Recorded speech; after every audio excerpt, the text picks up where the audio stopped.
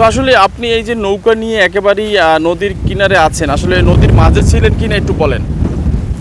আসলাম রাত্রে, তবে এই সকালে আবহাওয়া খারাপের জন্য বোট নিয়ে খুলে আইছি। হ্যাঁ, আবহাওয়া খুবই খারাপ আর অনেক তুফান নদীতে। হ্যাঁ, স্রোতের তাপমাত্রা বেশি। তবে বোট পাড়া দিতে যেয়ে আমি একটু অ্যাক্সিডেন্ট হয়েছি নিজেই। আচ্ছা, মানে অনেকটা দেখে নেই। আচ্ছা, নিচে ব্যথা পেয়েছেন? অনেকে ব্যথা পাইছি। জি, জি, আমরা দেখলাম। তবে এখন বোট মানে 2-3টা গ্রাফি দিয়েও রাখতে পারতেছি না। হ্যাঁ, ওরা এমন কোনো জায়গা নাই কোন জায়গা দিয়ে রাখমু। কিরমিশি বাতাসের তাপমাত্রা বের হয়ে যাইতেছে। হ্যাঁ, সন্ধ্যার পরে কীরকমের হয় তা জানি না। হ্যাঁ, বোঝা যায় না। তবে 6টার পরে জানি যেন একটু আবহাওয়ার সঙ্গে আরও বাড়তে পারে। হ্যাঁ, এই জন্য আমরা অনেকেই বোট বাড়ি নিয়ে মানে বাসা বাড়ি নিয়ে পানির তাপমাত্রা পানি বার হয়ে যাওয়ানোর জন্য বেশি হয়ে যায়।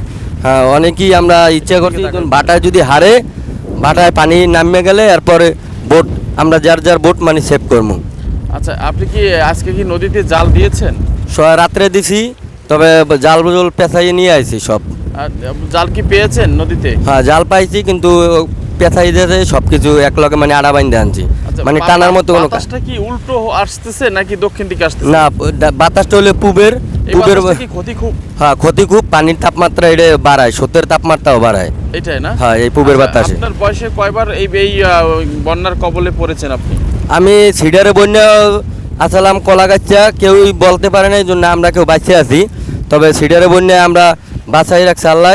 হ্যাঁ, আর এমন মানে সাগর পথে এমন দেখা যায় বাতাস তুফান, এটা আমার অভ্যাস, কিন্তু এরকমের হয় নাই। আচ্ছা, আপনি কি মনে করেন যে আরো বাতাস বা এই পানি বাড়তে পারে? আপনি তো একেবারে ভেরিবাদের নিকটতম পানি চলে এসেছে।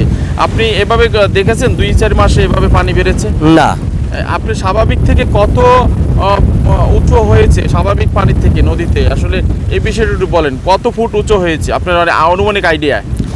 অনেকটা। এই যে জায়গায় আমার বোট টাউন আছে, এই জায়গায় পানি ওঠে না, রাগজোবার পানি ওঠে না। দেখা গেছে এই জায়গায় 5 থেকে 6 হাত পানি হয়ে গেছে। তার মানে অনেকটাই এখন ভাটায় হারিয়ে যাওয়ার পরে অনেকটাই কমে গেছে, কিন্তু এরপরে যদি আরও বাড়তো তাহলে অনেকটাই পানি বাড়তো। কিন্তু 7 থেকে 8 ফুট পানি হয়ে গেছে, যে জায়গায় একদম তর, মানে যে জায়গায় পানি উঠেই না, আর জোবায় রাগ জোবায় না। মানে আপনি বলতে চাচ্ছেন যে এখানে কখনো পানি ওঠে না? না।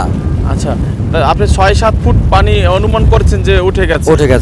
আরো কি বাড়ার সম্ভাবনা আছে? আরও মানে বাড়ার সময় আছে। ভাটা হয়ে গেছে, যদি ভাটায় পানি একটু নামায়, আর যদি এরকমের পূবের বাতাস থাকে তাহলে পানির ভাটায় বেশি হারবো না। কিন্তু এর উপরে জোয়ার হয়ে গেলে, যদি সন্ধ্যার টাইমে জোয়ার হয়ে গেলে আরও পানির রাত্রে অনেক বাড়বো, এই পানির উপরে যদি আবার জোয়ার হয়। আচ্ছা, এই যে অবস্থায় আপনি আসলে নিরাপদ ভাবে বা আপনার পরিবার কিভাবে হেফাজতে রেখেছেন যদি একটু বলেন এই মুহূর্তে?